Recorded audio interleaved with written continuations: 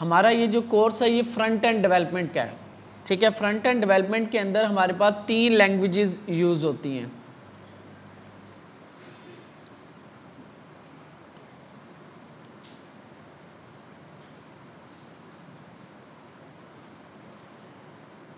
खत्म कर दी। तो हमारे पास जो लैंग्वेजेस यूज़ होती है फ्रंट एंड डेवलपमेंट के अंदर 3 लैंग्वेजेस हैं, HTML, ठीक है, CSS और हमारे पास जावास्क्रिप्ट।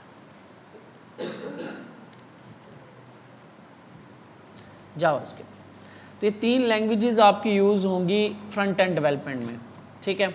HTML हमारी मेन लैंग्वेज होती है जो कि हमारा स्ट्रक्चर बनाने के लिए यूज़ होती है HTML डॉक्यूमेंट का। जो हम वेबसाइट बनाएंगे उसकी एक जो वेब पेज होता है उसको हम HTML में बनाते हैं, उसका स्ट्रक्चर यानी हेडिंग है, ये टेबल है, ये लिस्ट है, इस तरह, ठीक है। और उसके बाद उसकी डिज़ाइनिंग के लिए हम CSS को यूज़ करते हैं, कैस्केडिंग स्टाइल शीट्स, और उसके बाद उसमें फंक्शनैलिटी के लिए हम जावास्क्रिप्ट को यूज़ करेंगे। तो अभी हमारा जो लेक्चर है वो HTML पे चल रहा है, ठीक है, बेसिक हम HTML के समझ रहे हैं। तो HTML में ये आप इसको देख लेना, आप जो 2 लोग न्यू आए उनकी बात करो, इंटरनेट का आपको पता होना चाहिए क्या होता है, ठीक है। और ब्राउज़र क्या होता है, ब्राउज़र आपका वो सॉफ्टवेयर होता है जो कि आपका इंटरनेट एक्सेस करने के लिए यूज़ होता है, या वेबसाइट को एक्सेस करने के लिए, ओपन करने के लिए यूज़ होता है ब्राउज़र, जिसकी एग्जांपल आपके पास क्रोम, फायरफॉक्स, ओपरा, एज, डिफरेंट किस्म के ब्राउज़र सॉफ्टवेयर्स हैं। इसके बाद वेब डेवलपमेंट क्या होती है आपकी, वेब पेज क्या होता है, यानी एक वेबसाइट के बारे में आ रहा है कि वेबसाइट क्या होती है, collection of interconnected web pages.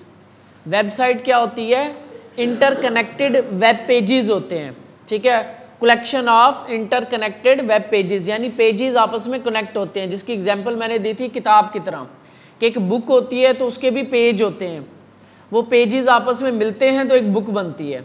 इसी तरह वेब के पेजेस भी आपस में मिलते हैं तो एक वेबसाइट बनती है, तो आपस में ये कनेक्ट होते हैं। तो वेब पेज क्या होता है, a single document on world wide web यानी www पे, written in a language like HTML, यानी ऐसी डॉक्यूमेंट जो HTML में लिखी जाए उसे वेब पेज कहते हैं, और वेब पेजेस आपस में मिल के एक वेबसाइट बनाते हैं, ठीक है। तो और वेब डेवलपमेंट होती है इस प्रोसेस को, यानी वेबसाइट बनाने के प्रोसेस को हम वेब डेवलपमेंट कहते हैं। फ्रंट एंड डेवलपमेंट जो आपको नज़र आ रहा होता है एक वेबसाइट का, वो एंड जो आपको नज़र आ रहा होता है, जैसे कि ये चीज़ आपको अब नज़र आ रही है तो ये फ्रंट एंड है। बैक एंड होता है लाइक जैसे आपने कोई एप्लीकेशन दी, ठीक है, तो वो एप्लीकेशन कहीं ना कहीं डाटाबेस में सेव हुई है, तो वो जो पीछे का काम हो रहा है डाटाबेस में सेव करवाना, बाद में लॉगिन करवाना, आपको लॉग आउट करवाना, वो बैक एंड कर रहा होता है, वो बैक एंड डेवलपमेंट होती है। हमारा जो ये कोर्स है ये फ्रंट एंड डेवलपमेंट का है। हमारे पास जो लैंग्वेज यूज़ हो इस टाइम, जो वर्जन यूज़ हो रहा है HTML का वो 5 यूज़ हो रहा है, ठीक है।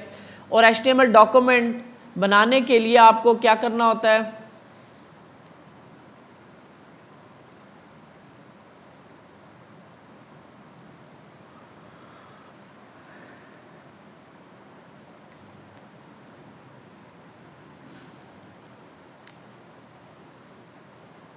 आपने एक फोल्डर बनाना है जहाँ पे भी अपने नाम से या किसी भी नाम से, ठीक है, और इस फोल्डर को हमने VS कोड में ओपन कर लेना, ओपन फोल्डर, और आपने अपना उस फोल्डर को ओपन कर लेना।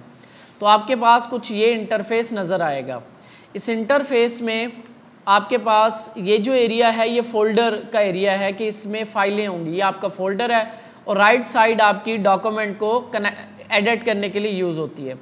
यहाँ भी आपके पास ये ऑप्शंस आ रहे हैं, क्रिएट फाइल, क्रिएट फोल्डर, यानी फोल्डर के अंदर फोल्डर बनाना, फोल्डर में फाइल बनानी हो। लेफ्ट साइड से आपका ये फाइल का स्ट्रक्चर आ रहा होगा, ये आपने इन फाइलों में अगर कुछ सर्च करना है वो है, और ये गिटहब से रेलिवेंट है, इसको छोड़ दो। और ये एक्सटेंशंस हैं कि इस VS कोड को हमने एक्सटेंड करना हो, मज़ीद एम्पावर करना, मज़ीद इसमें फंक्शनैलिटी डालनी हो, तो यहाँ से हम एक्सटेंशन इंस्टॉल करते हैं। और हमने एक एक्सटेंशन इंस्टॉल की थी लाइव सर्वर की, लाइव सर्वर यानी कि इसको रन करने के लिए वेब पेजेस को यहीं से ही, तो हमारे पास एक एक्सटेंशन होती है लाइव सर्वर, इसको हम इंस्टॉल कर लेते हैं। जैसे इस तरीके से अनइंस्टॉल आएगी। जैसे आप इसको इंस्टॉल करोगे, इंस्टॉल करेंगे तो आपके पास यहाँ पे एक लाइव सर्वर का लिंक बन के आ जाएगा ये, ठीक है। ये आपकी इंस्टॉल हो गई है, इसको बंद करते हैं और वापस अपने इस फाइल स्ट्रक्चर में आ जाएंगे। यहाँ पे जो एक फोल्डर के अंदर जो मेन फाइल होती है ना, उसका नाम हमेशा हमने index.html रखना होता है, यानी ये मेन फाइल होती है। जब आप google.com ओपन करते हो या facebook.com ओपन करते हो, जो पहली फाइल ओपन होती है ना, उसका नाम इंडेक्स होता है। आगे जो .html है, ये एक्सटेंशन चेंज होती है अकॉर्डिंग टू वेब लैंग्वेज, कि लैंग्वेज कौन सी यूज़ हुई है। अभी हम सिंपल HTML में है तो इसकी एक्सटेंशन HTML में है। अगर कोई PHP में बनी हुई है, JS में बनी हुई है, तो इसकी एक्सटेंशन चेंज हो जाती है। तो हमारे पास जो सिंपल एक्सटेंशन है वो HTML है। इसमें आपने न्यू फाइल बनाई और राइट साइड पे आपकी ये फाइल ओपन हो जाएगी। शिफ्ट नॉट का साइन यानी शिफ्ट 1 जो है ये प्रेस करोगे, शिफ्ट के साथ 1 प्रेस करोगे तो आपके पास ये ऑप्शंस आ जाएंगे। इनमें आपने पहला ऑप्शन चूज करना है। ये आपके पास बॉयलर प्लेट कोड, इसे हम कहते हैं बॉयलर प्लेट कोड, यानी कि जो हर फाइल के लिए ज़रूरी होता है, यानी ये लिखना ही लिखना है। तो इसलिए उन्होंने एक इसका शॉर्टकट दे दिया कि आप ये शॉर्टकट लगाओ, आपका ये कोड लिखा आ जाएगा, ताकि आपको सारा ये दोबारा बार बार टाइप करने की ज़रूरत ना पड़े, क्योंकि ये सेम होगा डॉक्यूमेंट्स में। इस कोड के अंदर क्या है, पहली लाइन जो ये बता रही होती है कि हम HTML का वर्जन 5 यूज़ कर रहे हैं। ये आपके पास जो नोट्स हैं इनमें ये चीज़ें लिखी हुई हैं, ये आपको याद होनी चाहिए। और इसका टेस्ट होगा जब ये कंप्लीट हो जाएगी HTML, इसका प्रॉपर टेस्ट होगा, वर्बली भी और आपको काम भी दिया जाएगा, जैसे भी होगा वो देख लेंगे। तो ये आपको पता होना चाहिए। जो फर्स्ट लाइन है ये बता रही है कि हम HTML 5 का वर्जन यूज़ कर रहे हैं। इसके बाद ये हमारा होता है HTML रूट टैग। कौन सा टैग होता है हमारा? मेन, यानी कि रूट टैग। और इसके अंदर ये होती हैं एट्रीब्यूट्स। ये HTML टैग को एक एट्रीब्यूट लगी हुई है लैंग की, मतलब लैंग्वेज, कि इस डॉक्यूमेंट की लैंग्वेज इंग्लिश है। इसके बाद जो HTML की डॉक्यूमेंट होती है उसके मेन 2 पार्ट होते हैं, एक हेड और एक बॉडी। हेड के अंदर आपके पास मेटा इन्फॉर्मेशन होती है और बॉडी के अंदर आपके पास पूरी की पूरी वेबसाइट का स्ट्रक्चर होता है। मेटा इन्फॉर्मेशन वो इन्फॉर्मेशन होती है जो ब्राउज़र के लिए ज़रूरी होती है, यूज़र के लिए ज़रूरी नहीं होती। ब्राउज़र के लिए ज़रूरी होते हैं, जो ब्राउज़र को कुछ इन्फॉर्मेशन देनी हो, हमने गूगल को इन्फॉर्मेशन देनी है, सर्च इंजन्स होते हैं उनको कोई इन्फॉर्मेशन देनी हो, जो यूज़र के लिए ज़रूरी नहीं होती। यूज़र के लिए बॉडी और बॉडी के दरमियान में डॉक्यूमेंट होती है, जो आपको नज़र आ रही होती है, वो एरिया जो आपको यहाँ पे नज़र आ रहा होता है, ठीक है। तो ये आपका बॉडी और बॉडी के दरमियान में होता है। यहाँ पे हमारे पास जो टैग्स हमारे पास होते हैं, टैग्स और एलिमेंट। टैग्स होते हैं बेसिकली, टैग्स मतलब कीवर्ड्स, यानी कि H1 एक टैग है, ठीक है। और H1 जब ओपन होगा, H1 क्लोज होगा, तो ये एक एलिमेंट बन जाता है ऐसे, ठीक है। तो H1 ओपन, H1 क्लोज, तो एक एलिमेंट बन गया ये इसके अंदर। बल्कि अभी नहीं, अभी हम इसमें जब कुछ लिख देते हैं, अब आपका ये एलिमेंट बनता है।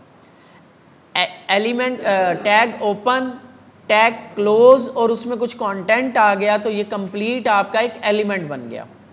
टैग्स हमारे पास, टैग्स के बाद हमारे पास होती हैं एट्रीब्यूट्स, एडिशनल इंफॉर्मेशन, यानी एक एलिमेंट को मजीद कोई इंफॉर्मेशन देनी हो। लाइक जैसे इमेज लगानी है, तो इमेज के लिए हमें उसका सोर्स देना होता है, ठीक है। जैसे कि हमने लिंक लगाना है, एक डॉक्यूमेंट को दूसरे डॉक्यूमेंट के साथ कनेक्ट करवाना है, तो हमें उसका लिंक बताना होता है कि ये लिंक जो है वो किस डॉक्यूमेंट के साथ कनेक्ट होगा। तो वो चीज़ें हम एट्रीब्यूट से बताते हैं। जैसे कि मैं एक और यहाँ पे डॉक्यूमेंट बनाता हूँ about.html, और इसके अंदर भी एक H1 लगाता हूँ, अबाउट पेज, और यहाँ पे आके मैं इस इंडेक्स वाली फाइल से अबाउट को अब कनेक्ट करवा रहा हूँ। href.about.html और उसके बाद एलिमेंट क्लोज, और यहाँ पे आपके पास इसमें लिंक का नाम अबाउट, ठीक है। अब ये जो लिंक है अबाउट वाला, ये आपका लिंक करवाएगा इस पेज को। इसको लाइव करते हैं। यहाँ पे आपके पास H1 आ गया और उसके नीचे लिंक आ गया। इस पर क्लिक करोगे तो ये आपको अबाउट पेज पे ले जाएगा, ठीक है। तो ये हमारे पास जो एट्रीब्यूट्स होती हैं ये वाली href हाइपरलिंक रेफरेंस, ये हमें जो है एलिमेंट को मज़ीद इंफॉर्मेशन देने के लिए, मज़ीद उसकी डिटेल देने के लिए यूज़ होती हैं। Attributes, additional informations of elements. इसके बाद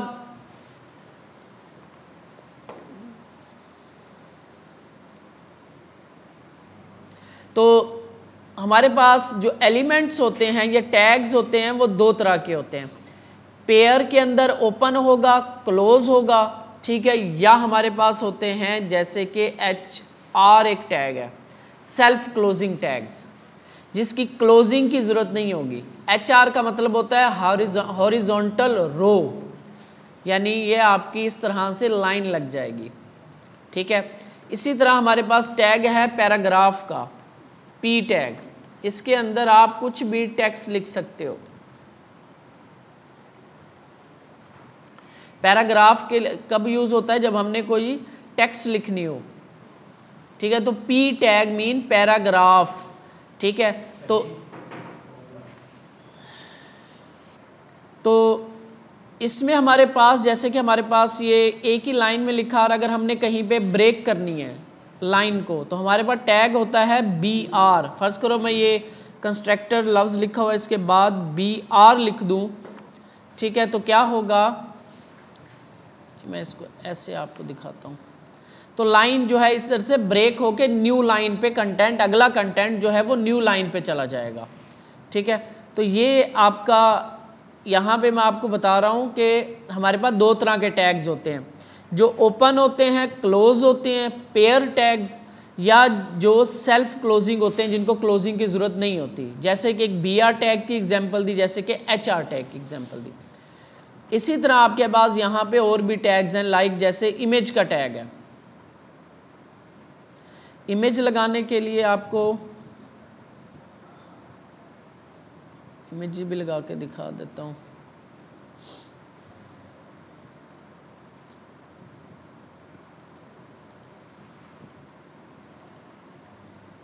आपके इमेज जो है उस फोल्डर में होना लाजमी है कि आपके इमेज उस फोल्डर में हो, ठीक है। तो इस फोल्डर के अंदर मैंने इमेज 2.jpg के नाम से रख ली, और इसको अपनी वेबसाइट के अंदर, वेब पेज के अंदर लगाने के लिए हमने टैग यूज़ करते हैं IMG, ठीक है। और ये सेल्फ क्लोजिंग है, और इसको बताना होता है कि आप कौन सा इमेज लगानी है। SRC यानी सोर्स क्या होगा, सोर्स इज इक्वल टू ./ इसी फोल्डर के अंदर से ये फाइल पड़ी हुई है इस तरह से, तो ये इमेज लग जाएगी आपकी। इसके बाद इसकी एट्रीब्यूट है, लाइक जैसे कि विड्थ, तो हम 300px देंगे तो इसकी हम विड्थ सेट कर सकते हैं। अब ये कुछ एट्रीब्यूट्स हैं, एट्रीब्यूट्स, विड्थ, SRC, href, इस एलिमेंट की स्पेसिफिक एट्रीब्यूट्स हैं जो कि इसको एम्पावर करती हैं, इसको मज़ीद इंफॉर्मेशन देती हैं। इसके बाद इमेज थी, लाइन लिंक करना था। इसके बाद हमारे पास कुछ टेक्स्ट फॉर्मेटिंग के टैग्स होते हैं, ठीक है, जिसके अंदर फ़र्ज़ करो हमने किसी चीज़ को बोल्ड करवाना है, इस वर्ड को फ़र्ज़ करो बोल्ड करवाना है मुझे, तो टैग यूज़ करते हैं हम स्ट्रॉन्ग का, और इस वर्ड को इसके दरमियान में लिख देंगे। सेव किया मैंने, तो आप देखोगे ये वाला वर्ड बाकी वर्ड से बोल्ड हो गया। स्ट्रॉन्ग का या B का टैग होता है बोल्ड। इसके अलावा आपकी ये सारे जो हैं टेक्स्ट फॉर्मेटिंग के, ये आप गो थ्रू करवा देंगे आपको। एट्रीब्यूट के बारे में आ रहा है, इंटरनल लिंक्स अभी इंटरनल एक ही देख लेते हैं, इमेज आ गई। इसके बाद लिस्ट होती है हमारे पास, कि आपने लिस्ट शो करवानी हो, लाइक जैसे 1 2 3 करके कुछ आइटम्स लिस्ट करवानी हो, तो उसके लिए हमारे पास टैग्स होते हैं 3, OL order list, UL unordered list, और एक DL के नाम से आपका ये इसने कैसा DL के नाम से डिस्क्रिप्शन लिस्ट, ठीक है। तो 3 तरह की हमारे पास लिस्ट होती हैं। OL, इसके लिए फ़र्ज़ करो OL इस तरह से ओपन होगा, क्लोज होगा टैग, OL का टैग ओपन, OL का टैग क्लोज। इसके दरमियान में हमारे पास आएंगे LIs यानी कि लिस्ट आइटम। तो फर्ज करो हम कोई फ्रूट्स की लिस्ट बना रहे हैं,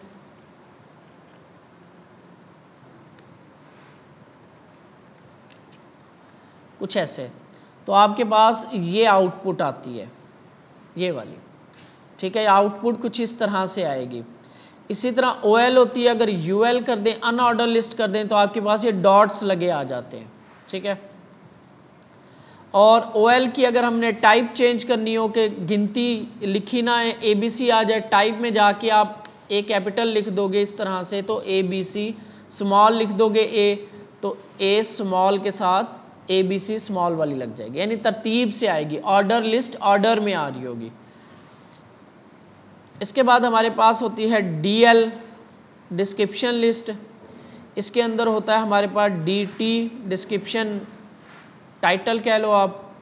फ़र्ज़ करो हम कुछ बताना चाह रहे हैं कि एप्पल के बारे में, ठीक है, और इसके बाद हमारे पास होता है DD, इसने मुझे सजेशन दी थी, ठीक है, DD। तो ये कुछ ऐसे नज़र आती है एप्पल, और आगे की तरफ करके उसका आउटपुट कुछ ऐसे आएगा, ठीक है। DL का, डिस्क्रिप्शन लिस्ट का। OL और UL एक जैसी हैं, बस उसके अंदर नंबरिंग आ जाती है OL के अंदर, UL के अंदर नंबरिंग नहीं आती, ठीक है। और डिस्क्रिप्शन लिस्ट कुछ इस तरह से नज़र आती है आपको, यानी ऊपर कोई भी जैसे वो होती है अल्फाज और उसके मीनिंग्स दिए होते हैं ना, अल्फाज और उसके मतलब, तो वो उस तरीके से कुछ बनाना हो तो आप DL का यूज़ कर सकते हो। इस लिस्ट के बाद हमारे पास हैं टेबल्स, हमने पढ़े थे। टेबल क्या होता है कि डाटा को रोज और कॉलम्स में अगर आपने शो करवाना हो, तो ये आप सिंपल एग्जांपल मैं करवा देता हूँ, कॉल स्पैन रो स्पैन को बाद में देखेंगे। तो यहाँ पे अबाउट में करवा देता हूँ। तो यहाँ पे हमने क्या करना है, टेबल, टेबल का मेन टैग है और इसके चाइल्ड टैग्स होते हैं, जैसे कि TR का मतलब होता है टेबल की रो, एक इस तरह से रिकॉर्ड देना है, फिर उसके अंदर कॉलम्स TD, टेबल डाटा, ठीक है। तो हम T बॉडी T उसके साथ भी कर सकते हैं और डायरेक्ट भी लिख सकते हैं। मैं T बॉडी वाला कर, T हेड, ठीक है, कुछ ऐसे। और इसके अंदर हमारे पास होता है TR, ये सजेशन आ रहे हैं इसको इग्नोर करो, ठीक है। TR के अंदर हमारे पास TD या TH होता है, ठीक है। TH का मतलब है टेबल की हेडिंग। जब इसको आप आउटपुट लोगे इसका, और इधर मैं एक बॉर्डर 1 कर देता हूं जस्ट आउटपुट दिखाने के लिए, ये कुछ ऐसे आपका टेबल बनना शुरू हो जाएगा, नेम, एज, ठीक है, हेड के अंदर। T हेड के अंदर वो जो ऊपर वाली लाइन होती है, कॉलम्स होते हैं ना, कॉलम्स के ऊपर हेडिंग जो दी होती है वो। T हेड के बाद हमारे पास T बॉडी आता है, और बॉडी के अंदर फिर वो TR, और TR के अंदर आपके पास TDs होते हैं।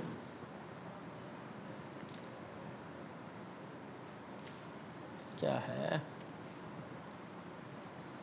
ऐसे, TR के अंदर एक TD और फिर दूसरी TR, एक लाइन आपकी कंप्लीट हो गई, ठीक है। एलिस 30 न्यूयॉर्क, एक लाइन कंप्लीट, TR कंप्लीट, एक रो आपकी डाटा की कंप्लीट होगी। उसके बाद दूसरी रो ऑफ डाटा, फिर तीसरी रो ऑफ डाटा। इस तरीके से हमने कॉलम्स पूरे करने होते हैं। पहला कॉलम नेम का है तो पहले कॉलम में उसका नाम, दूसरा कॉलम एज का है तो दूसरे कॉलम में उसकी एज, तीसरा कॉलम सिटी का है तो तीसरे कॉलम में सिटी, ठीक है, कुछ इस तरह से। इसके बाद इसके अंदर कॉल स्पैन और रो स्पैन होते हैं, वो बाद में आपको करवा देंगे। आज का जो हमारा मेन टॉपिक है ना, वो है फॉर्म्स। अभी तक हमने ये पढ़ा है, आपको बता रहा हूँ जो नए आए हैं, तो 2-3 टॉपिक मेन है जो हम ऊपर पढ़ के आए हैं। सिर्फ एक टेबल वाला मेरा ख्याल है इसमें मुश्किल टॉपिक है, और बाकी सारे टॉपिक सिंपल से हैं। पैराग्राफ लगाना, लिंक लगाना, इमेज लगाना, ठीक है, लिस्ट बनाना, ये इतने मुश्किल टॉपिक नहीं है। सिर्फ फॉर्म्स, टेबल्स, ये थोड़े से मुश्किल हैं। आज का हमारा जो टॉपिक है वो है फॉर्म्स का, कि HTML में फॉर्म क्या होते हैं। तो फॉर्म क्या है आपका, एक आपने कोई यूजर से इंफॉर्मेशन लेनी हो, नहीं है, यूज़र से इंफॉर्मेशन लेने के लिए, कुछ डाटा कलेक्ट करने के लिए हम HTML में फॉर्म्स का यूज़ करते हैं। ठीक है, फॉर्म्स जैसे कि आपने यहाँ पे एडमिशन लिया तो आपको एक फॉर्म फिल करना पड़ा। इसी तरह आप किसी वेबसाइट के ऊपर जब अकाउंट रजिस्टर करते हो तो आपको एक फॉर्म फिल करना पड़ता है। लाइक जैसे मैंने शायद दिखाया था आपको, जैसे facebook.com है, यहाँ पे आप आओगे और यहाँ पे आप लिखते हो क्रिएट अकाउंट, तो ये एक फॉर्म है आपके पास कि भी आपका नाम क्या है, सरनेम क्या है, डेट ऑफ बर्थ क्या है, जेंडर क्या है, मोबाइल नंबर क्या है, पासवर्ड क्या है। तो इस तरह ये फॉर्म बने हुए हैं। तो ये यूज़ होते हैं डाटा कलेक्ट करने के लिए। आप इस पर लिख के आप कुछ टाइप भी कर सकते हो, लिख सकते हो। इसी तरह ये लॉगिन का फॉर्म बना हुआ है, आप ईमेल और पासवर्ड दोगे, आप लॉगिन हो जाओगे। तो ये फॉर्म्स बने हुए हैं, इन्हें कहते हैं फॉर्म्स। ये HTML के अंदर कैसे बनते हैं वो हमने सीखना है। तो फॉर्म के लिए हमारे पास टैग होता है फॉर्म का, मेन जो पेरेंट टैग है वो है form.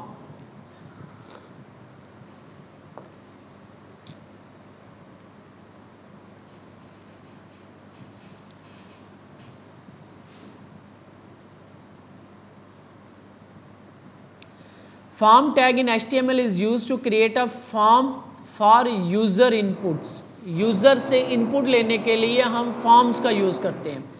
It's a container element, container यानी फॉर्म का एलिमेंट कंटेनर है। कंटेनर मीन कि वो खुद से कुछ नहीं है, सिर्फ वो कंटेन कर रहा है एलिमेंट्स को। जैसे कि OL है, OL है, OL क्लोज होता है, उसके अंदर आइटम्स आ रहे हैं। टेबल है, वो भी कंटेनर है, टेबल खुद से नहीं है, उसके अंदर रोज और कॉलम्स आ रहे हैं। इसी तरह फॉर्म भी एलिमेंट जो है वो कंटेनर एलिमेंट है। वो किसको कंटेन कर रहा है? इनपुट्स को। ठीक है, it is a container element holds various form elements like input fields, check boxes, radio buttons. Form main purpose is to get data from user and give a response according to that data. ठीक है, और इसका response देना, जैसे कि हमने कल देखा था। तो इसकी एट्रीब्यूट्स होती हैं common attributes, attributes are used in forms.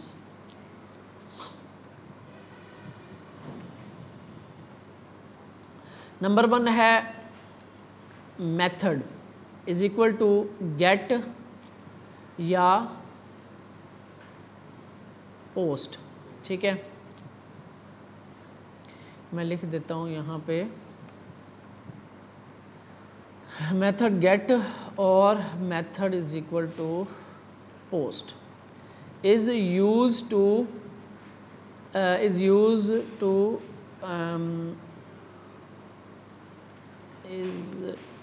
used for how data is sent to the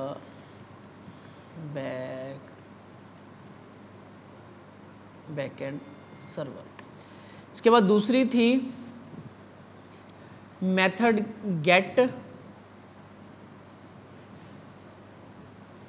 और मेथड पोस्ट, या मेथड गेट होता है या मेथड पोस्ट रखते हैं। और हमने पढ़ी थी कौन सी, और कौन सी पढ़ी थी? एक्शन। ये फॉर्म की एट्रीब्यूट देख रहे हैं अभी हम, इनपुट की नहीं, फॉर्म की। एक्शन इज इक्वल टू फर्ज करो register.php। This attribute define where forms data will be Saint.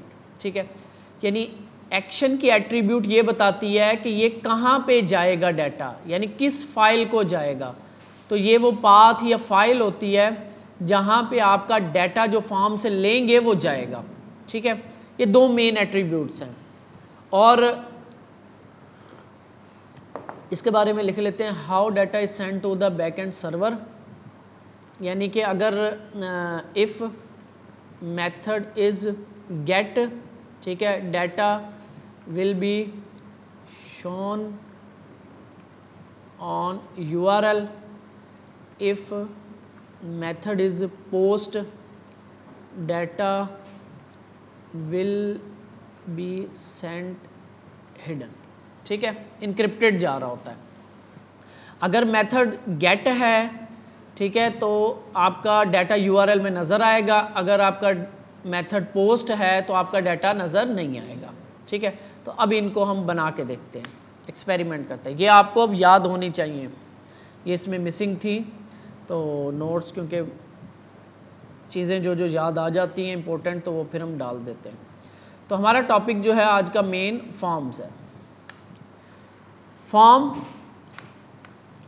Open close, ठीक है। इसके अंदर हमने कहा जी, फर्ज कर लेते हैं H1 मैं ये कह रहा हूँ कि लॉगिन का फॉर्म है, हमने यूज़र नेम और पासवर्ड लेना है, बल्कि रजिस्टर फॉर्म लगाते हैं हम।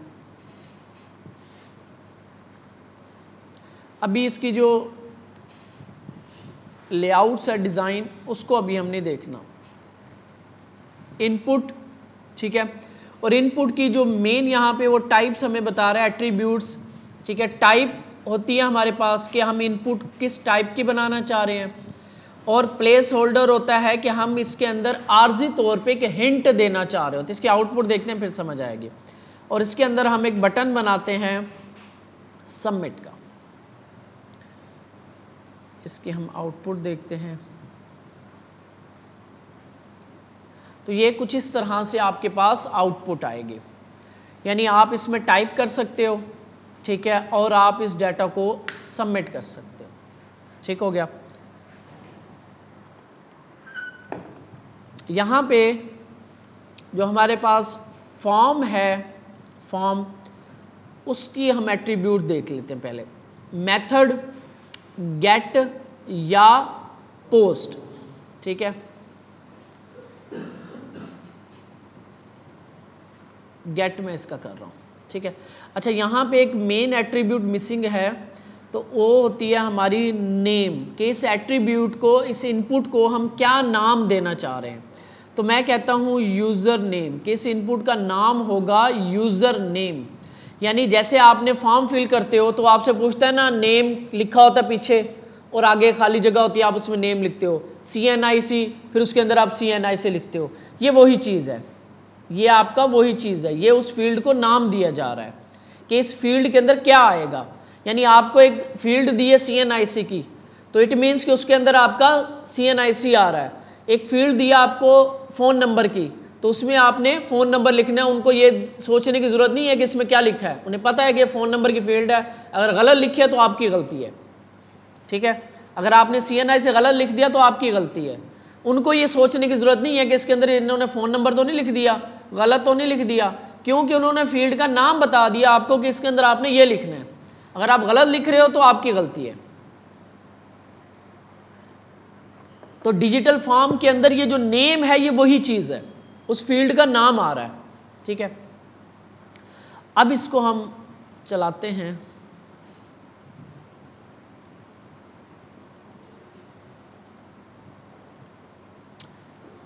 और रिफ्रेश करोगे। अब मैं जब इसमें टाइप करता हूँ, फिर फर्ज करो अली टाइप किया मैंने, और इस URL में देखना, सबमिट किया, तो अब देखो ये ऊपर लिखा हुआ आ रहा है, user name is equal to Ali. ये वही यूज़र नेम है, फील्ड का नाम user name is equal to Ali. इसी तरह मैं एक और फील्ड बनाता हूँ, इनपुट, इनपुट टाइप, ठीक है। हमें बताना होता है कि किस टाइप की हम इनपुट बनाना चाह रहे हैं। तो मैं यहाँ पे बनाता हूँ पासवर्ड, और इसका जो नेम है वो भी रखते हैं हम पासवर्ड, और प्लेस होल्डर क्या होता है आपका, RG हिंट होता है। यानी ये जो आपका ग्रे कलर में लिखा आ रहा है, ये आपकी एट्रीब्यूट होती है प्लेस होल्डर। इस एट्रीब्यूट के अंदर जो चीज़ लिखी जाती है वो एज ए हिंट के तौर पे यूज़ हो रही होती है। जो ये नेम होता है ये बैकएंड के लिए यूज़ होता है, और ये जो प्लेस होल्डर है ये यूज़र को हिंट देने के लिए यूज़ हो रही है कि आप इसमें क्या लिखना है आपने, ठीक है। तो यहाँ पे हमने दो एट्रीब्यूट्स लिए हैं, इनपुट टाइप टेक्स्ट और इनपुट टाइप पासवर्ड की। तो आप जब इनको देखोगे, यहाँ पे मैंने ये लिखा और यहाँ पे मैंने ये लिख के सबमिट किया, तो अब देखो ऊपर आप दो आपके पास इनपुट्स आ गए। लिखा हुआ है यूज़र नेम, ये इसका URL कुछ ये बना हुआ है, इसको मैं बड़ा करके आपको दिखा देता हूँ, ये ऐसे index.html फाइल का नाम है, ठीक है। बल्कि ये आपको इधर गेट लगा हुआ है ना, तो आपको यही दिखा रहा है। ये पोस्ट होता था, ये अगली फाइल पे लेके जाता आपको प्रॉपर तरीके से। एक मिनट, एक्शन में कुछ लिखा है हमने? एक्शन नहीं दिया, इस वजह से यहाँ पे हम एक्शन देते हैं, एक्शन, और यहाँ पे हम रजिस्टर डॉट PHP कर रहे हैं, ठीक है। यानी ये वो फाइल है जहाँ पे हम भेजना चाह रहे हैं। अब इसको दोबारा सेंड करते हैं,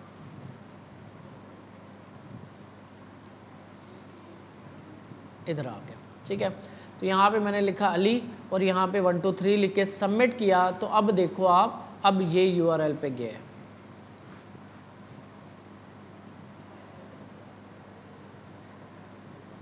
ये ऐसे। तो इसने एक्शन में क्या होता है कि इस फॉर्म का डाटा हमने किस फाइल को भेजना है, यानी पाथ होता है जहां पे इस फॉर्म का डाटा हमने भेजना होता है। मेथड के अंदर होता है, वो अभी मैं समझाता हूं कि मेथड में क्या होता है। तो एक्शन के अंदर हमने भेजा इसको रजिस्टर, रजिस्टर के आगे लगा एक क्वेश्चन मार्क, ठीक है। यहां से पता चल रहा होता है कि अब फील्ड्स स्टार्ट हो गई हैं, डाटा स्टार्ट हो गया।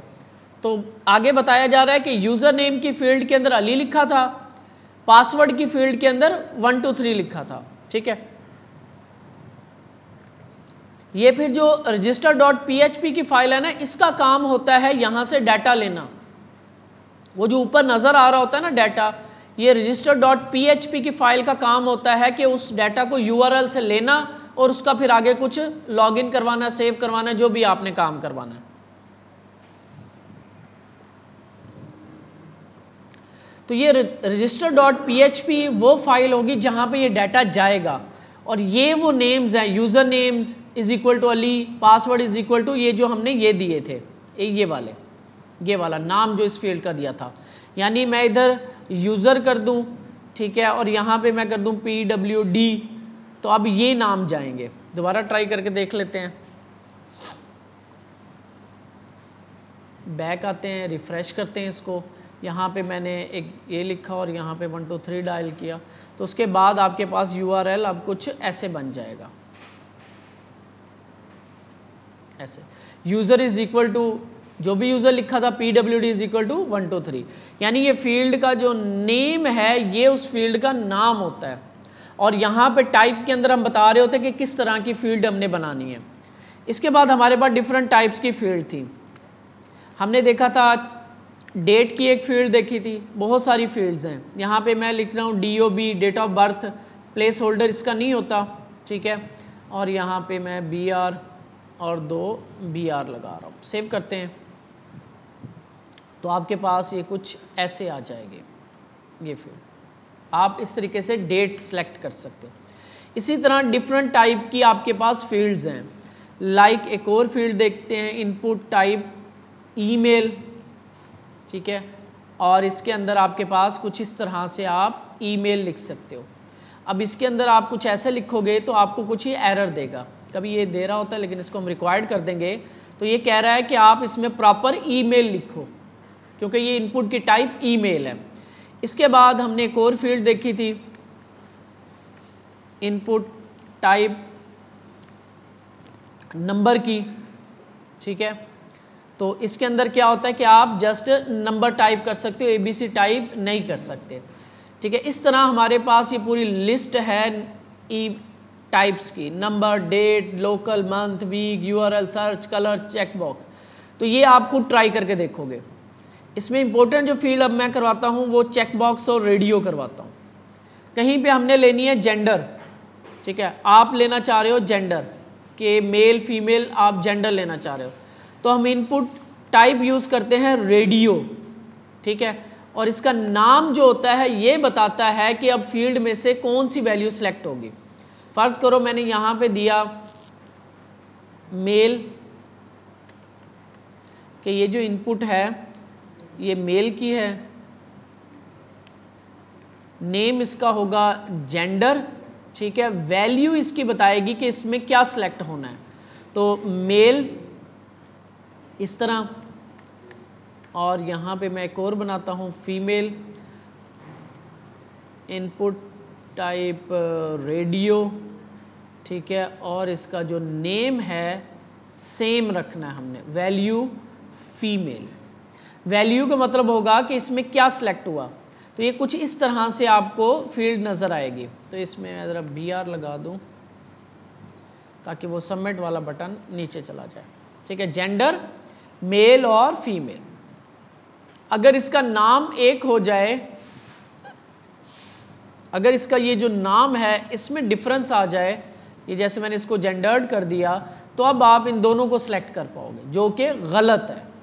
ठीक है, हम ये चाहते हैं कि इन दो रेडियो बॉक्सेस में से कोई एक सिलेक्ट कर ले, तो हम जस्ट उनका नेम जो है ये सेम रखेंगे, नेम की जो इनपुट एट्रीब्यूट की वैल्यू है वो सेम रखेंगे, तब वो इन दो में से 2 हैं 3 हैं जितने भी हैं, अगर तो नेम उनका सेम आ रहा है और टाइप है रेडियो, तो वो एक सिलेक्ट कर सकता है।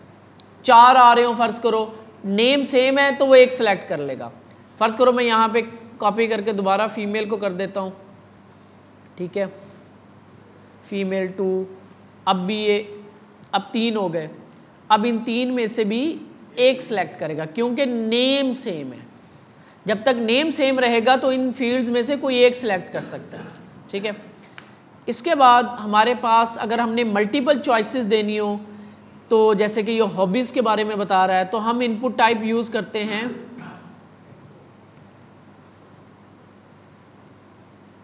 जैसे कि ये मुझे ना यहाँ पे दिखा रहा है ये इस तरह से, तो इसने मुझे खुद ही बनाया, मैं टाइम बचा रहा हूँ क्योंकि हमारा ये लेक्चर पहले भी हो चुका है। तो इसमें क्या कह रहा है, वो हमें बता रहा है कि हॉबीज़ हमने लेनी है उसकी, तो जैसे कि रीडिंग, ट्रैवलिंग, गेमिंग, कुकिंग। ठीक है, 4 हॉबीज़ हैं। तो यहाँ पे इनपुट टाइप हम यूज़ करेंगे चेक बॉक्स, क्योंकि हॉबीज़ एक से ज़्यादा हो सकती हैं। ऐसी वैल्यू जो एक से ज़्यादा ली जाएं, तो उस वैल्यू ऐसी इनपुट जिसकी वैल्यू एक से ज़्यादा हो सकती है, तो उसके लिए हम चेक बॉक्सेस यूज़ कर रहे हैं। अब ये डिपेंड कर रहा होता है कि आप डाटा किस किस्म का ले रहे हो। ठीक है, ये डिपेंड करता है कि आप डाटा किस किस्म का ले रहे हो कि इनपुट टाइप कौन सी यूज़ करनी है। ठीक है, तो यहाँ पे जैसे हम हॉबीज़ ले रहे हैं तो एक से ज़्यादा हो सकती हैं, तो यहाँ पे हम चेक बॉक्सेस यूज़ कर रहे हैं। Input type check box, name, hobby, hobby, hobby सबका सेम है, लेकिन क्योंकि चेक बॉक्स है तो ये मल्टीपल सिलेक्ट हो जाएंगे। अगर ये रेडियो होता तो इन चारों नेम में से कोई एक सिलेक्ट होता। इसके बाद वैल्यू डिफाइन कर रही होती है कि क्या सिलेक्ट होके जाएगा, यानी इसके पीछे क्या पड़ा हुआ है। ये जो होता है ना, ये ऐसे जो मैंने लिखा हुआ है, ये सिर्फ यूज़र को दिखाने के लिए होता है। तो गेमिंग के अंदर, गेमिंग के आगे जो चेक बॉक्स है, तो इसकी वैल्यू जो होगी वो गेमिंग होगी, ये वाली। अब इसको अगर मैं सेलेक्ट करूं और URL देखें तो आपको नज़र आएगा। मैं इस फॉर्म को फिल करता हूं। ठीक है, तो ये कुछ फॉर्म फिल हो गया, ईमेल आ गई, एज आ गई, फीमेल सेलेक्ट हो गया और 2 गेमिंग के। तो सबमिट करेंगे तो डाटा कुछ आपको ऐसे नज़र आएगा।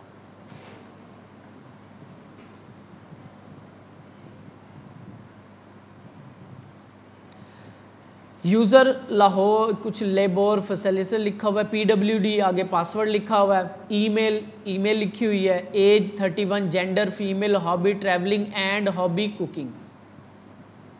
2 हॉबी सेलेक्ट हुई थी, दोनों आ रही हैं। अब ये डाटा स्ट्रक्चर कैसे हो रहा है ये आपका मसला नहीं है, ये मसला होता है बैकएंड वाले का। जब बैकएंड प्रोग्रामिंग होती है तब समझना होता है ये डाटा कैसे स्ट्रक्चर हुआ। सिर्फ हमने इतना समझना है, इनपुट की टाइप बनानी है हमने, और एक्शन देना है जहां पे भेजना है, और मेथड सेट कर देना है। दूसरा मेथड था हमारे पास पोस्ट का।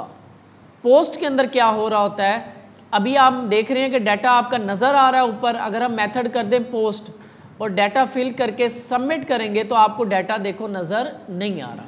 अभी भी डाटा सेंड हो रहा है, लेकिन अब हिडन हो रहा है, इनक्रिप्टेड हो रहा है, नज़र नहीं आ रहा। ठीक है, URL में नज़र नहीं आ रहा आपको डाटा। तो वो मेथड होता है आपका पोस्ट, और गेट होता है जब डाटा नज़र आ रहा होता है। अब आपने कौन सा मेथड यूज़ करना होता है, जहाँ पे सेंसिटिव इंफॉर्मेशन होती है या जहाँ पे ज़्यादा लंबा फॉर्म होता है, तो वहाँ पे हम पोस्ट मेथड यूज़ करते हैं। गेट हम यूज़ करते हैं छोटे मोटे काम के लिए, जैसे कि गूगल है, आपका गूगल है ना।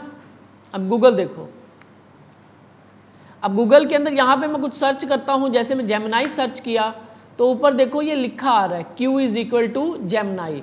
ये Q वो नाम होगा इस फील्ड का, या आपको मैं इसका नाम भी दिखा देता हूँ। ये Q इज इक्वल टू, जैसे user name is equal to आ रहा था, तो ये इनपुट की फील्ड है ना, इसका नाम Q होगा, देखना नेम की वैल्यू ये यहाँ पे आ रहा होगा। ये इनपुट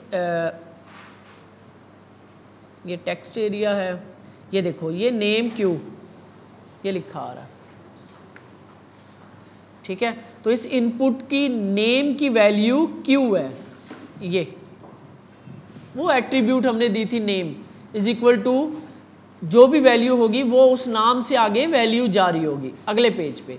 और ये क्योंकि आम सा डाटा था, कोई इतना इंपॉर्टेंट डाटा नहीं है कि नज़र आ भी जाए तो कोई मसला नहीं है। लेकिन अगर आपने कोई यूज़र नेम पासवर्ड भेजना हो, जैसे कि वो फेसबुक में हम कर रहे थे, जैसे कि फेसबुक है, ठीक है, कोई भी है, अब ये यूज़र नेम पासवर्ड है, अगर मैं इसको एमी को डमी लिख के करूँ, लॉगिन करूँ, तो ऊपर देखना आप URL में डाटा आपको नज़र नहीं आ रहा। ये डाटा नहीं है, ये कुछ ऐसे कुछ और चीज़ है, ये कुछ सेशन है, डाटा नहीं है आपका। क्योंकि इस फॉर्म का जो मेथड है वो पोस्ट है। ये देखो इंस्पेक्ट करके मैं आपको दिखाता हूँ ये क्या इंस्पेक्शन है, ये आगे चल के हम पढ़ेंगे। तो इस फॉर्म का जो मेथड रखा हुआ ना, ये फॉर्म और इसका ये एक्शन आ रहा है, ये एक्शन आ रहा था, ये इतना बड़ा जो URL है ना, ये एक्शन है जहाँ पे ये जा रहा है। ये मेथड देखो पोस्ट है इसका, ये देखो। और जो ये वाला है, इस फॉर्म का मेथड गेट होगा, क्योंकि इसका यूज़र ऊपर नज़र आता है डाटा। तो इसका आप फॉर्म, ये फॉर्म मेथड देखो गेट, ठीक है।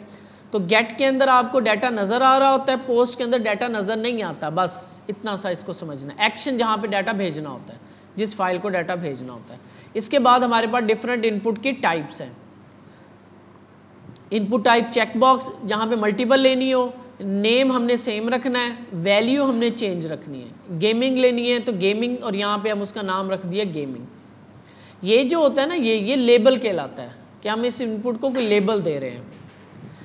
और जहाँ पे हमने 2 में से या 3 में से एक चॉइस लेनी है, तो हम रेडियो यूज़ करते हैं, इनपुट टाइप रेडियो, और उसका नेम जो है वो सेम रखते हैं। तो फिर इन 2 में से वैल्यू हम जो देंगे, इन 2 में से अगर उसने सेलेक्ट किया ये वाला तो वैल्यू जाएगी मेल, अगर उसने सेलेक्ट किया ये वाला तो वैल्यू जाएगी फीमेल। इसके बाद हमारे पास input type text, simple text लेने के लिए पासवर्ड ज़रा वो डॉट डॉट से लग जाते हैं, डेट लेने के लिए, ईमेल एड्रेस लेने के लिए, नंबर लेने के लिए। इसके बाद हमारे पास है सिलेक्ट बॉक्स,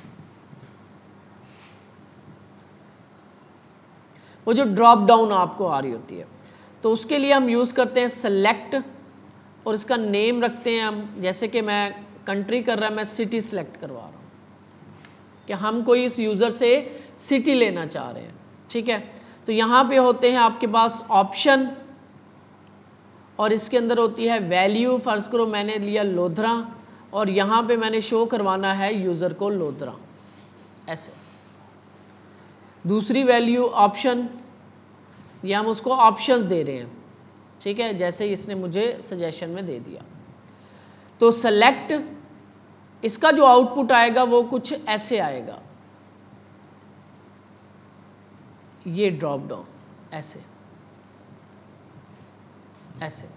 अब इसके अंदर जो ये इन ऑप्शन ओपन और ऑप्शन क्लोज के दरमियान में लिखा था वो यहाँ पे आपको नजर आ रहा होता है, और एक्चुअल में जो वैल्यू होती है ना, ये सेंड होती है बैक एंड में।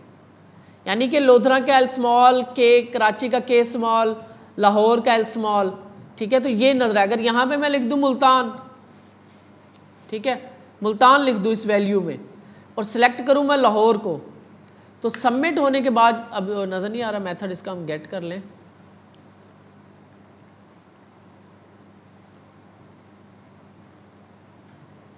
तो यहाँ पे मैंने लाहौर सेलेक्ट किया, सबमिट होने के बाद जो आपको नजर आएगा ना, जो सेंड हो रहा होगा एक्चुअल में वो मुल्तान सेंड हो रहा होगा। तो देखो city is equal to Multan, क्योंकि हमेशा जो वैल्यू होती है वो सबमिट होती है। इनपुट्स की जो वैल्यू के अंदर जो भी लिखा होता है ना, वो सबमिट हो रहा होता है। जैसे कि यहाँ पे वैल्यू में चेक बॉक्सेस है, इसका कुछ कर नहीं सकते, सिलेक्ट कर सकते हैं, तो इसकी वैल्यू डिफाइन करनी पड़ती है। इसी तरह ड्रॉप डाउन है, इसमें भी हम कुछ लिख नहीं सकते, तो हम वैल्यू डिफाइन कर देते हैं, लोधरा कराची, इस तरह से। तो ये वैल्यू जो है option select open, select close और इसके दरमियान में ऑप्शन, और ये सिंगल सिलेक्शन है। जैसे रेडियो था सिंगल सिलेक्शन, इसी तरह ये एक और तरीकाकार है एक ऑप्शन लेने का। ठीक है, अब यहाँ पे ये यूज़ किया हुआ, यहाँ पे ये यूज़ किया हुआ है। अब इन दोनों को चॉइस कैसे करेंगे, अब आपको खुद पता होना चाहिए। सिटी कितने हो सकते हैं, 10 भी हो सकते हैं, 100 भी हो सकते हैं। तो 100 रेडियो बटन आप बनाओगे कितना गंदा लगेगा, तो इसलिए ये ड्रॉप डाउन में रख दिया। लेकिन जेंडर कितनी होगी, 1 2 3 ज़्यादा। ठीक है, तो इसको फिर हमने रेडियो में दे दिया। तो ये डिपेंड कर रहा होता है डाटा कौन सा लेना है आपने, कैसे दिखाना है, किस तरीके का आपने। ये जो डेवलपमेंट होती है, डेवलपर होता है वो अपने एक्सपीरियंस से चीज़ें ले रहा होता है। ऐसे नहीं होता कि हम उससे ले लें, फ़र्ज़ करो हम जेंडर के लिए एक इनपुट दे दें, जेंडर के लिए इनपुट दे दे, तो वो उसमें कुछ और भी लिख सकता है, ABC लिख दे, तो हमें क्या पता उसने ABC लिखा है। तो हमने उसको रिस्ट्रिक्ट करना है कि जेंडर जो है ये 2 में से ही एक लेनी है आपने, तो इसलिए हमने रेडियो की टाइप यूज़ की। तो ये डिफरेंट टाइप्स जो हैं इनपुट की, ये बता रही हैं हमें, समझा रही हैं कि आपने डाटा किस तरह से कलेक्ट करवाना है, यूज़र से डाटा किस तरह से कलेक्ट करवाना है। फॉर एग्जांपल जैसे कि आप लेते हो CNS की आपके पास फील्ड होती है, कहीं भी आपने फॉर्म फिल किया हो तो उसमें डैशेस लगी होती हैं, 4 के बाद एक डैश, फिर 5 के बाद एक डैश, फिर एक खाली एक खाना। तो उससे आइडिया हो जाता है कि हमने ID कार्ड नंबर किस तरतीब से लिखना है। ऐसे नहीं कि आगे पीछे लिख दें हम, तो वो तरतीब होती है प्रॉपर, जैसे फ़ोन नंबर की तरतीब, इसी तरह। तो ये भी उसी की ही एग्जांपल्स आ रही हैं कि हमने जब डाटा लेना है यूज़र से तो हमने किस तरह से लेना है। यूज़र जो होता है ना, यूज़र जो वेबसाइट यूज़ कर रहा होता है, उसको हम ये समझते हैं कि ये बिल्कुल बेवकूफ़ है, इसको कुछ नहीं पता। तो हमने उसको बताना होता है कि भाई यहाँ पे यूज़र नेम दो, या पासवर्ड दो, या डेट ऑफ बर्थ दो, या ईमेल दो, या एज दो। तो ये हमने बताना होता है। यूज़र को हम बेवकूफ़ समझते हैं कि बिल्कुल उसको कुछ नहीं पता। हमने उसको बताना है कि आपने फॉर्म कैसे फिल करना है, ताकि हमें प्रॉब्लम ना आए जो डाटा लेकर जाएंगे। आपको ये जो फॉर्म देते हैं रजिस्ट्रेशन का, अगर इसमें कोई फील्ड के नाम ना लिखे हों, आपको क्या पता किस फील्ड में क्या लिखना है। तो ये यूज़र को हमने बताना होता है। तो उन्हीं के लिए ये डिफरेंट टाइप्स की इनपुट्स यूज़ कर रहे हैं, इसीलिए उन्होंने इतनी सारी इनपुट्स बना के दी हुई हैं आपको, डिफरेंट टाइप के फॉर्म एलिमेंट्स बनाए हुए हैं। इसके बाद हमने देखा था कि टेक्स्ट एरिया। टेक्स्ट एरिया मतलब मल्टीपल लाइंस अगर आपने लिखवानी हो। इनपुट सिंगल लाइन के लिए लेते हैं, ठीक है, और टेक्स्ट एरिया जो है वो हम मल्टीपल लाइंस जब हमने लिखवानी हो, इस तरह बड़ा टेक्स्ट एरिया, तो हम टेक्स्ट एरिया यूज़ करते हैं। Text area open, text area close, और इसके दरमियान में कुछ नहीं होता। इसकी एट्रीब्यूट्स होती है एक दो। एक तो नेम एट्रीब्यूट लाजमी होगी, सबकी होगी। इनपुट, हर इनपुट की नेम की एट्रीब्यूट लाजमी होगी, क्योंकि उसके बगैर तो पता कैसे चलेगा बैकएंड को कि किसकी वैल्यू क्या आ रही है। जैसे एक आपसे फॉर्म लिया, फॉर्म किसी और ने फिल किया, लेकिन जो ऐड करता है सिस्टम में वो कोई और बंदा है। अगर आपकी वो नाम ना लिखे हुए फील्ड के, तो अगले बंदे को क्या पता कि A31 जो लिखा हुआ ये क्या है, रोल नंबर है, एज है, क्या है ये। तो फील्ड को नाम दिया होता है, एज, तो पता चल जाता है अगले बंदे को मैंने एज वाले खाने में इसको लिखना है। ठीक है, तो ये नाम हर इनपुट का लाजमी है। जैसे कि यहाँ पे नेम सिटी दिया हमने, तो नेम मैं कह रहा हूँ, फर्ज करो अबाउट, कि अपने बारे में कुछ लिखो, ठीक है, और इसकी कुछ एट्रीब्यूट होती हैं। रोज़, कितनी रोज़ का आपने बनाना है, और कॉल्स, कितने कॉलम का आपने इनपुट बॉक्स बनाना है। ठीक है, ये आप कम ज़्यादा नंबर करोगे तो ये बड़ा छोटा हो जाएगा। इसके अलावा आप यहाँ से पकड़ के इसको बड़ा छोटा भी कर सकते हो मैनुअल। और कौन सी टाइप पढ़ी थी हमने, तो ये डिफरेंट टाइप्स हैं इनपुट्स की, और भी बहुत सारी हैं। एक इनपुट टाइप कलर, कलर आपने लेना है। अब कलर, फेवरेट कलर लेना है उसका, तो अब वो डिपेंड कर रहा होता है कैसे लेना है। एक तरीका ये भी है, उसकी अलग से एक टाइप भी बनी हुई है। यार सुल्तान, इसको मैंने कहा था इसको, लेकिन अब उनको नहीं पता ना अगलों को कि बैक एंड के लिए, फ्रंट एंड के लिए। चलो, ये जो है आपके पास कुछ इनपुट टाइप कलर करोगे तो आपके पास इस तरह की एक फील्ड बन जाएगी। ये देखो, इसमें आप इस तरह से कलर सेलेक्ट कर सकते हो, अपना फेवरेट कलर जो भी है। अब ये डिपेंड कर रहा होता है आपने किस तरह से लेना। अब ये इस तरह से तो किसी को नहीं पता ना कलर कौन सा है, तो ये डिपेंड कर रहा होता है कि इस फील्ड का हम यूज़ क्या करना है। ठीक है, तो इसके बाद हमारे पास फिर आ जाता है बटन्स, सबमिट का बटन, डाटा को सबमिट करवाना। अगर एक फॉर्म में एक बटन लगा हुआ है तो उसका काम होता है डाटा को सेंड करवाना। फॉर्म फिल हो गया, एंड में बटन लगा, क्लिक किया और वो चला गया। इसका नाम आप कुछ भी देख सकते हो, ये वैल्यू कुछ भी लिख सकते हो आप। इसका काम डाटा को सबमिट करवाना होगा। क्लिक करेंगे तो डाटा अगले पेज पे सेंड हो जाएगा। इसके दरमियान में आप कुछ भी लिख सकते हो, जैसे कि उन्होंने क्रिएट यूजर लिखा हुआ था, लॉगिन लिखा होता है, तो इसकी वैल्यू आप कुछ भी दे सकते हो। फर्ज करो मैं ये रजिस्टर कर रहा हूँ इसको, ठीक है, तो इधर लिखा हुआ आपके पास आ जाएगा रजिस्टर।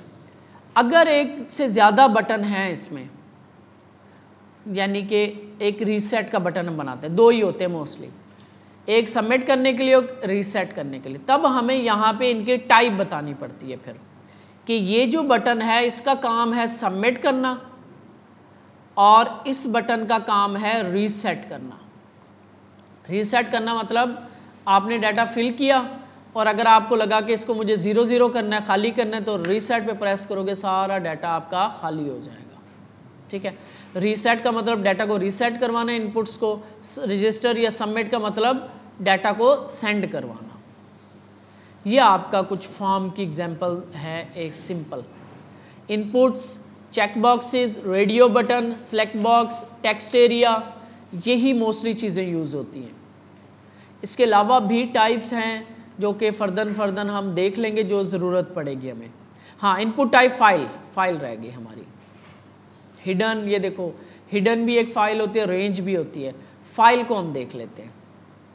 जैसे हम कोई CV सिलेक्ट करवा रहे होते हैं, इमेज ले रहे होते हैं यूज़र से, तो वो कैसे लेनी होती है, तो वो मैं इधर टेक्स्ट एरिया के ऊपर ले लेता हूँ।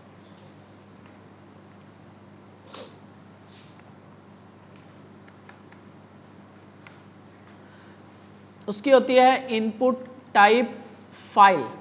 ठीक है, इसका भी नेम हमने लाजमी देना होता है। फर्ज करो मैं कह देता हूँ प्रोफाइल इमेज। ठीक है, तो अब जब इसको आप करोगे तो कुछ इस तरह से चूज़ का आपके पास ये बटन आ जाता है। ठीक है, तो आप यहाँ से कोई भी फाइल सेलेक्ट कर सकते हो। लेकिन फ़र्ज़ करो हमने लेनी है इमेज, तो यहाँ पे आप, ये वीडियो है तो ये वीडियो भी सिलेक्ट कर रहा है। ठीक है, लेकिन हमें तो यहाँ पे सिर्फ और सिर्फ इमेज चाहिए थी, तो फिर इसकी एट्रीब्यूट्स होती हैं। नीचे आप आओगे टाइप की, टाइप तो फाइल आ गई। एक्सेप्ट की एट्रीब्यूट होती है, एक और एट्रीब्यूट होती है इसकी स्पेशल, ACCEPT एक्सेप्ट, और इसके आगे इमेज /* कर देते हैं ऐसे। अब ये सिर्फ और सिर्फ इमेज की जो फाइलें हैं उन्हीं को सिलेक्ट करेगा। सेव करते हैं, तो अब आप देखोगे आपको यहाँ पे वीडियो नज़र ही नहीं आएगी। पहले यहाँ पे वीडियोस नज़र आ रही थी, अब आप जाओगे तो यहाँ पे भी देखो चीज़ें कम नज़र आ रही हैं आपको। पहले यहाँ पे बहुत कुछ नज़र आ रहा था, अब यहाँ पे देखो सिर्फ ये इमेजेस नज़र आ रही हैं। अब आप सिर्फ इमेज को ही सिलेक्ट कर सकते हो। JPG, ये देखो JPG, PNG, GIF, जो इमेज के फॉर्मेट्स होते हैं। तो यहाँ पे हम इसको बता रहे हैं कि ये वाली इनपुट टाइप फाइल जो है वो सिर्फ और सिर्फ एक्सेप्ट करेगी इमेज /* का मतलब है all types of images, JPG, PNG, GIF, सारी टाइप की। तो ये एट्रीब्यूट है फाइल की। इसके अलावा भी एट्रीब्यूट्स हैं, जैसे कि इनपुट्स हैं, जैसे कि एक रेंज होती है, ठीक है, एक हिडन होती है। हिडन के अंदर क्या होगा, इनपुट टाइप हिडन होगी तो आपको फॉर्म में नज़र नहीं आ रही होगी, वो पड़ी होगी पीछे लेकिन नज़र नहीं आ रही होती। उसकी कुछ स्पेशल केसेस होते हैं यूज़ करने के, ये आप खुद ट्राई करके देखना। Input type hidden. इसके बाद रेंज है, इनपुट टाइप रेंज करना और उसको देखना कि वो क्या आउटपुट देती है आपको। ये कुछ चीज़ें आप खुद ट्राई करके देखोगे इनकी। ठीक है, इसके बाद जो नेक्स्ट हम पढ़ेंगे कल, तो इसके फॉर्म की वैलिडेशंस को पढ़ेंगे, वैलिडेट कैसे करवाते हैं डाटा को। ठीक हो गया। इसकी